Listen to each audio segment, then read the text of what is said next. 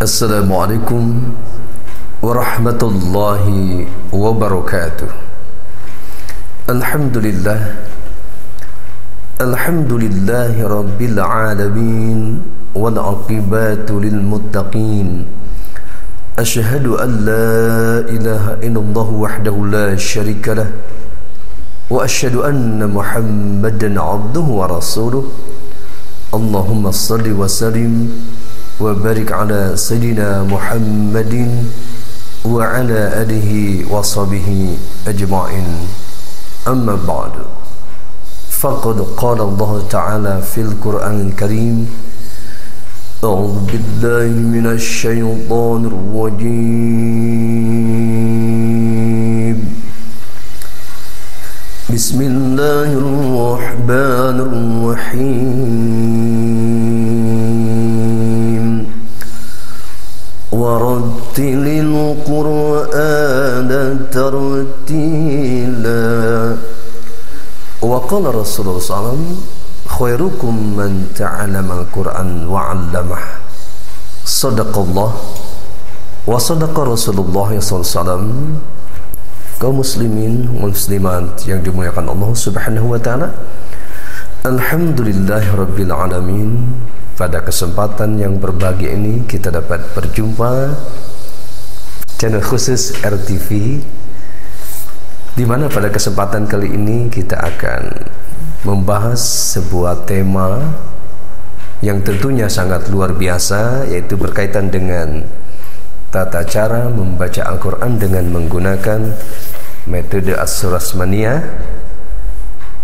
bersahabat bersama Al-Quran. Ini sebuah metode tentunya memberikan sebuah solusi buat kita, bagi kita yang ingin mampu membaca Al-Quran secara baik dan benar, maka akan lebih baik menggunakan metode As-Surasmaniyah ini.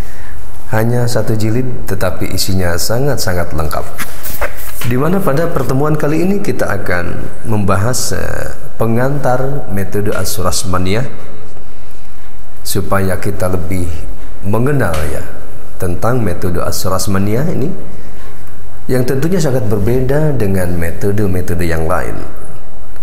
Memang Indonesia ini sangat luar biasa tentunya ya, metode yang ditulis oleh orang-orang kita itu 100 lebih ya. Hanya saja yang populer itu ya seperti metode Iqra ya, ada Al-Barqi, ada Qiraati, kemudian ada Tilawati, ada metode Mama Papa ya, termasuk ada juga metode As-Surasmaniyah. Ini tentunya sebuah metode yang insya Allah sangat-sangat lengkap, di mana isinya terdiri dari 5 penggalan agar kita mampu membaca Al-Quran secara baik dan benar ya, sebagaimana tadi dijelaskan pada firman Allah Subhanahu wa taala pada surah Al-Muzammil ayat 4, warattilil Qur'ana tartila, dan bacalah Al-Quran itu dengan tartil. Nah, bacaan Al-Quran dengan tartil itu tentunya mempunyai makna yang sangat luas. Walaupun dalam sisi terjemahan hanya bacalah Quran itu dengan pelan-pelan, tetapi makna luas ya. Salah satu misalkan kita mengambil pendapat Sayyidina Ali karamallahu wajhah ya, tajwidul huruf wa ma'rifatul wuquf, yaitu memperbagus bacaan Al-Quran dan mengetahui tempat-tempat berwakaf. Yang pertama, tajwidul huruf, memperbagus bacaan Al-Quran itu berkaitan dengan periwayatan bacaan Al-Quran, berkaitan dengan rasam usmani, berkaitan juga mushaf Al-Quran yang kita baca sebagai bahan bacaan Al-Quran, kemudian terkait dengan periwayatan baca Quran dan metodenya sekaligus. Nah, di dalam metode As-Surasman ini mencoba berupaya bagaimana agar kita mampu membaca Al-Quran secara baik dan benar, baik buat kita yang belajar Juga tentunya bagi sahabat-sahabat sebagai pendidik Al-Quran, pengajar Al-Quran, tentunya akan lebih baik lagi ketika mampu memahami metode Asyurasmaniyah secara rinci, secara detail. Ya memang sih bisa ikut training, bisa ikut TOT ya, training of trainer. Nah salah satunya itu dengan perjumpaan kita ini, kita coba akan bahas satu persatu ya. Pada pertemuan ini kita akan memperkenalkan metode Asyurasmaniyah terdiri tadi dari 5 penggalan. Nah, penggalan pertama yaitu berkaitan dengan huruf hijaiyah dan rumus tanda baca. Huruf hijaiyah dan rumus tanda baca. Nah, kenapa di metode Asyurasmaniyah ini mulai dari huruf hijaiyah? Sementara metode-metode yang berkembang ya, termasuk tadi ada Iqra, ada qiraati, ada tilawati ya. Kemudian ada metode ummi, ya, ada metode mama papa. Itu semuanya mulai dari abatasa. Nah, ini yang membedakan metode Asyurasmaniyah dengan metode-metode lain. Kenapa mempunyai inisiatif mulai dari huruf hijaiyah? Tentunya mempunyai alasan yang bisa dipertanggungjawabkan. Nah, salah satu yang paling penting itu yaitu dengan mulai dari huruf hijaiyah ya, ada sebuah jaminan ya, kita akan mampu membaca Al-Quran secara baik dan benar. Kenapa? Karena langsung bahwa Al-Quran itu ya, tersusun dari huruf-huruf hijaiyah. Nah, sehingga kita ketika mampu melafalkan, membacakan huruf hijaiyah dengan baik, dengan benar, dengan fasohat ya, sesuai makhraj masing-masing, maka sebuah jaminan kita akan mampu membaca Al-Quran secara baik dan benar. Juga tentunya ya, karena di dalam Al-Quran itu ada pembuka surah yang dimulai ya dengan huruf-huruf hijaiyah. Nah, cara membacanya ini kembali kepada huruf hijaiyah. Andai kata seseorang itu tidak diperkenalkan dari awal tata cara membaca huruf hijaiyah, maka dijamin ya tidak akan bisa membaca suar ya, pembuka surah secara tepat, secara baik. Nah, ini pentingnya alasan kenapa metode Asyurasmaniyah ini mulai dari huruf hijaiyah. Nah, kemudian tadi rumus tanda baca ya. Setelah kita memahami huruf hijaiyah, mampu mempraktekannya, mampu membacakannya secara baik dan benar, nanti kita akan pelajari ya satu-satu ya. Ada teorinya, ada caranya. Kemudian kita mengenal rumus tanda baca. Ada harkat fathah, itu berarti di atas, kasroh di bawah, doma di atas, tanda angka 9 misalkan. Ada tanwin ya, fathatain, kasratain, domatain, dan ada huruf sukun dan bertasydid. Nah, ini namanya tata cara untuk bisa membaca Quran. Pertama memahami, menguasai huruf hijaiyah, kemudian rumus tanda baca. Ya. Nah, setelah itu kita praktekkan langsung.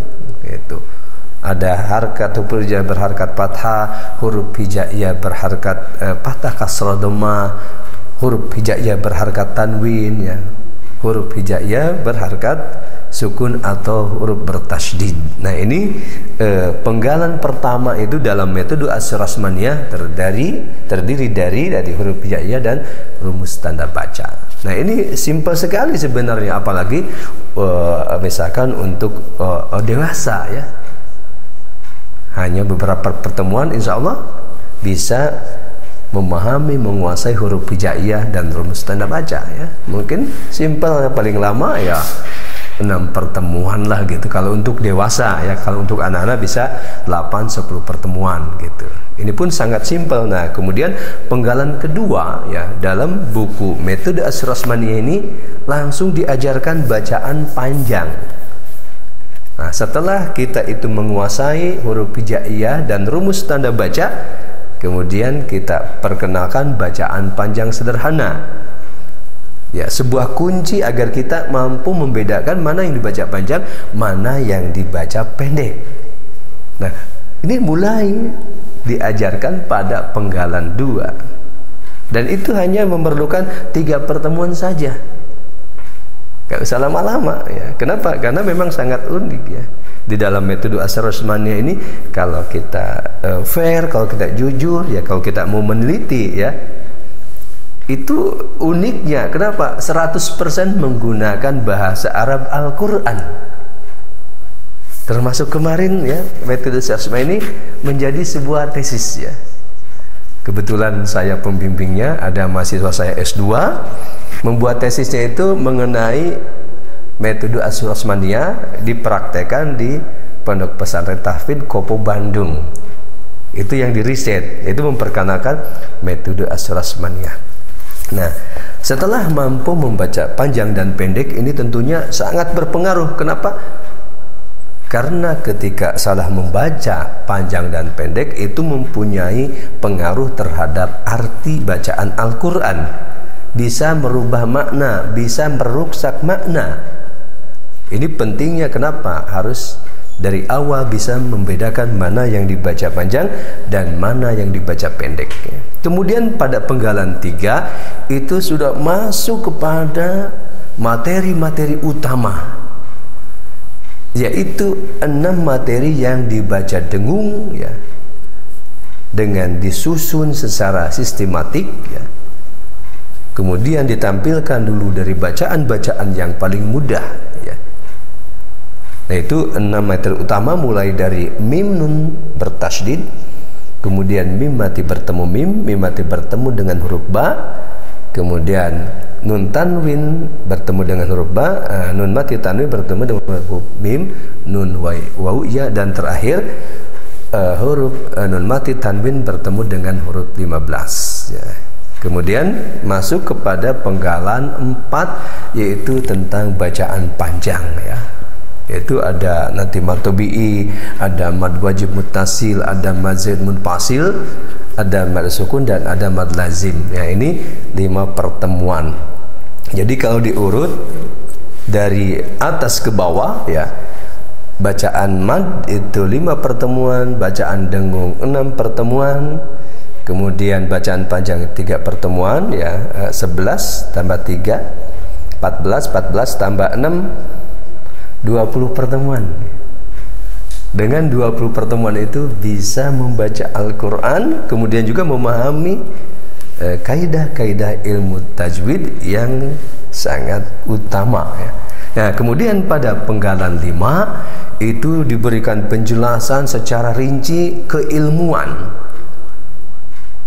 baik menyangkut tentang sistematika, metodologi pengajaran metode Asy-Syahrasmaniyah, khususnya tentunya pegangan para guru-guru Al-Quran. Bagaimana cara mengajarkan huruf hijaiyah, bagaimana mengajarkan bacaan panjang pendek, itu semua ada di penggalan 5 ya. Kemudian juga dilengkapi dengan istilah ilmu tajwid ya. Kemudian standar ilmiah ilmu tajwid, makharijul huruf, sifatul huruf. Juga yang tidak kalah penting dilengkapi dengan kelengkapan bacaan Al-Quran, riwayat Hafs an Asim Thoriq Syatibiyah. Nah, ini yang barang langka yang banyak tidak diketahui oleh masyarakat Islam secara menyeluruh. Hanya terbatas pada pondok-pondok pesantren Quran. Kadang-kadang juga nggak disinggung juga gitu.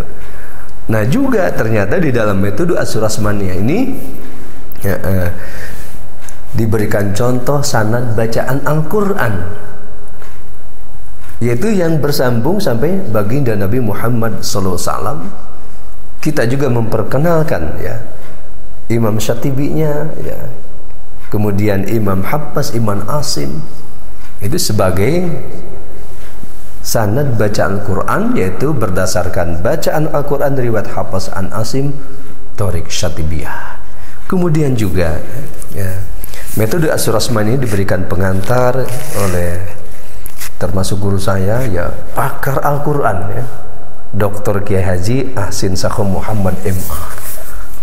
Beliau pakar Quran yang luar biasa. Kenapa? Karena pendidikannya ya secara khusus S1 sampai doktornya di Madinah, dan beliau memberikan apresiasi bahwa buku metode Asy-Syahrasmaniyah ini sangat luar biasa.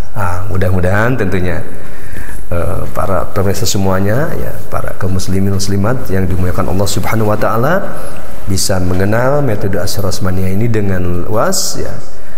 Sehingga insya Allah dengan menggunakan metode Asy'ariyah kita akan mampu membaca Al-Quran secara baik dan benar. Mudah-mudahan bermanfaat, ya, khususnya bagi pribadi saya, juga umumnya bagi saudara sekalian. Jadikanlah kita, ya, orang yang terus berupaya agar kita mampu membaca Al-Quran secara baik dan benar, karena dengan mampu membaca Al-Quran secara baik dan benar tentunya merupakan suatu kebahagiaan yang luar biasa buat kita, dan nanti akan banyak sekali manfaat yang kita raih, terutama ketenangan jiwa kita, ketentraman hati kita, ya, mendapatkan pahala yang banyak, dan kelak bacaan Al-Quran yang kita baca di dunia ini akan menjadi syafaat kelak di yaumil qiyamah, dikala kebanyakan manusia kesulitan, menderita kesusahan karena menyesal di dunia tidak pernah membaca Quran, tidak pernah menyentuh Al-Quran. Mudah-mudahan kita semua dijadikan Allah Subhanahu wa ta'ala sebagai ahli Quran. Terima kasih. Assalamualaikum warahmatullahi wabarakatuh.